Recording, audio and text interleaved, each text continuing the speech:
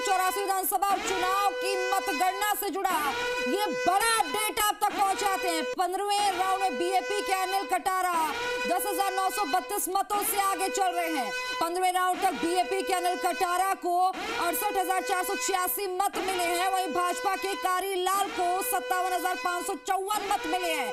बड़ी जानकारी। और कांग्रेस के महेश रौत को मिले हैं 14,844 मत।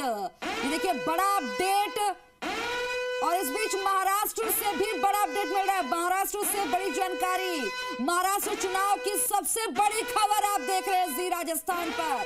आपको बता दें कि फडणवीस सीएम की रेस में सबसे आगे सूत्र बता रहे हैं। और आगे बढ़ते हैं, बात करते हैं रामगढ़ विधानसभा उपचुनाव का घमासान। यहाँ पर क्या हाल है उसका भी बताते हैं। यहाँ पर 13वें राउंड के बाद कांग्रेस फिर से आगे हो गई है। यहाँ पर ही मुकाबला कभी बीजेपी कभी कांग्रेस। और 13वें राउंड के बाद बता दें कि अब फिर से कांग्रेस आगे हो गई है।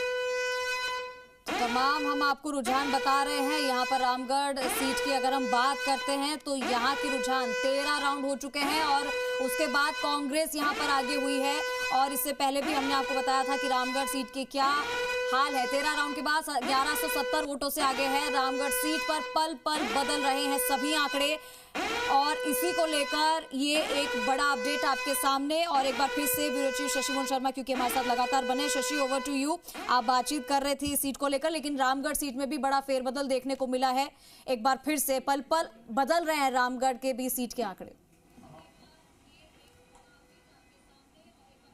देखिए, हम जाएंगे दिनेश जी के पास भी, ये भी देखेंगे कि कैसे आंकड़े बदल रहे हैं पल पल। लेकिन पौरुष जी आ गए हैं और शैलेंद्र जी जुड़ गए हैं, उनसे बातचीत करते हैं। पौरुष जी, बीजेपी ने अपना पौरुष दिखाया, कांग्रेस ने अपना पौरुष दिखाया, अपना पौरुष भेजा। आपका क्या नजरिया है? अभी कांग्रेस को कितना चिंतन करने की जरूरत है और बीजेपी की क्या स्थिति देखते हैं? देखिए, मैं इस बात को कहना चाहूँगा कि राजस्थान के संदर्भ में हम यदि बात करें तो ये जो 7 उपचुनाव हुए तो कायदे से देखा जाए तो आप भी इस बात को जानते हैं कि इन चुनाव की के नतीजों से सरकार की सेहत पे तो कोई फर्क पड़ नहीं रहा था। एक नतीजे, एक वोट से आप लोगों की सेहत पर फर्क पड़ना चाहिए। बिल्कुल, मैं आप ही की बात कर रहा हूँ। मैं देखिए, मैं इस बात को कहना चाहूँगा कि कोई भी उपचुनाव होता है तो वो वहाँ की सरकार का, राज्य सरकार के कामकाज का असेसमेंट होता है। हमने जैसा कि चुनाव के दौरान भारतीय जनता पार्टी के नेताओं के बयान सुने कि उन्होंने कहा कि ये जो टेस्ट होगा ये हमारी भजनलाल जी सरकार की जो हमारी जो जन कल्याणकारी नीतियां हैं या जो भी लोग जो कहते थे सारी बातें, बोले उसका टेस्ट होगा। अब आज जब परिणाम सामने आया तब आप स्थिति देखिए कि ये लोग जो है 3 सीटों पे आगे चल रहे हैं। और 3 सीटें भी वो वाली सीटें हैं कि जहाँ पे आमने सामने की लड़ाई नहीं है, जहाँ पे कि कांग्रेस जो है जो वहाँ पे या तो कोई कांग्रेस का बागी खड़ा हुआ है या फिर जो कोई कांग्रेस से नाराज व्यक्ति खड़ा हुआ है। मैं आपसे कहना चाहूँगा कि क्या टोंक देवली उनियारा वाली सीट पर यदि नरेश मीणा खड़ा नहीं होता तो क्या भारतीय जनता पार्टी वहाँ पे चुनाव नहीं हारती? मैं दूसरी बात आपसे कहना चाहूँगा, अगर बुआ जी के मूंछ होती तो फूफा जी कहलाती, लेकिन आप परिस्थितियां होती है। दूसरी बात देखिए, मैं आपसे इस बात को कहना चाहूंगा कि भारतीय जनता पार्टी के दिग्गज नेता कहे जाने वाले जो किरोड़ी लाल मीणा जी, वहां पे आप देखिए पूरी भारतीय जनता पार्टी वहां पे पड़ी हुई थी। किरोड़ी लाल मीणा जी का एक तरीके से उन्होंने अपनी पूरी राजनीतिक जीवन की पूंजी वहां पे झोंक दी थी। तो वहां पे भारतीय जनता पार्टी क्या कर पाई? वहां पे भारतीय जनता पार्टी, कांग्रेस के कितने लोग गए दौसा में? कांग्रेस के तो देखिए वहाँ पे पायलट साहब ने भी मोर्चा संभाला, गहलोत साहब ने भी वहाँ पे सभा करी और निश्चित तौर पे जो कांग्रेस का संगठन था वो वहाँ पर एक्टिव था। और सबसे बड़ी बात मैं आपसे इस बात को कहना चाहूँगा कि देखिए, जो सबसे बड़ी बात, जो भाजपा के 3 बार से लगातार विधायक थे सलूमपुर के अंदर, वहाँ पे भारतीय जनता पार्टी के पास 2 तरह के कार्ड खेले। वहाँ पे भारतीय जनता पार्टी ने एक तो जो खुद की सरकार के कामकाज के आधार पर वहाँ पे वोट मांगे, दूसरा उन्होंने महत्वपूर्ण है। सलूमपुर में क्या हुआ शैलेंद्र जी? देखिए, निश्चित तौर पर भारतीय जनता पार्टी ने जो प्रत्याशी का चयन किया वो जो हमारे पूर्व विधायक रहे अमृतलाल जी, जिनका देहांत हो गया, उनकी धर्मपत्नी को दिया गया। और निश्चित तौर पर वहाँ बहुत अच्छा चुनाव लड़ा जा रहा है। और आप देख रहे हैं ज़्यादा अंतर नहीं है, 10-1 हज़ार का अंतर है। और अभी कुछ राउंड्स बाकी हैं और किस क्षेत्र की अभी ईवीएम खुलने हैं, काउंटिंग होनी है। निश्चित तौर पर आप देखिए वहाँ पे भी भारतीय जनता पार्टी आगे चलेगी। और देखिए, जो 10,000 का अंतर कितना महत्वपूर्ण मानते हैं आप? कितना बड़ा है आपके लिए? देखिए, वो क्षेत्र के ऊपर डिपेंड करता है कहाँ की ईवीएम खुली है और काउंटिंग अभी बहुत बाकी है। और आप देखिए जिस तरह से माननीय भजनलाल सरकार खींवसर में तकरीबन 1600 का ही अंतर है, बीजेपी आगे। बिल्कुल, निश्चित तौर पर खींवसर में एक बहुत कांटे की टक्कर है, लेकिन हमने बहुत बेहतरीन चुनाव लड़ा। आपने देखा किस तरह से हमारे जो प्रत्याशी डांगा जी, उन्होंने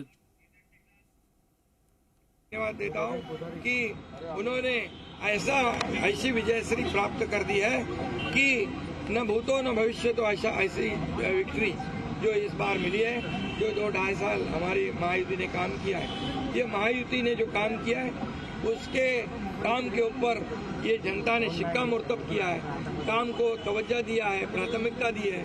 और इसीलिए महायुति को इतनी बड़ी जीत हासिल हुई है। इसलिए मैं महायुति के पूरे महाराष्ट्र की जनता को तो धन्यवाद देता ही हूँ, उनका स्वागत करता हूँ, लेकिन महायुति के सभी कार्यकर्ताओं को भी धन्यवाद देता हूँ।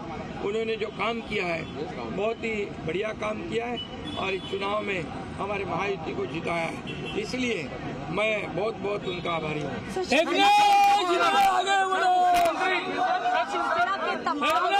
शिंदे को सुना, महायुति की जिस तरह से जीत उसको लेकर काफी खुश नजर आ रहे हैं, आभार व्यक्त कर रहे हैं, मिठाई खिलाई जा रही है, खुशी की लहर देखी जा रही है। महाराष्ट्र में कहने डंका बजा है, काम को वोट दिया है और देखिए मिठाई खिलाई जा रही है। तस्वीरें भी अब सामने आने लगी हैं और ये तस्वीरें इस तरह की जहां जहां चुनाव है वहां पर देखने को मिल रही हैं।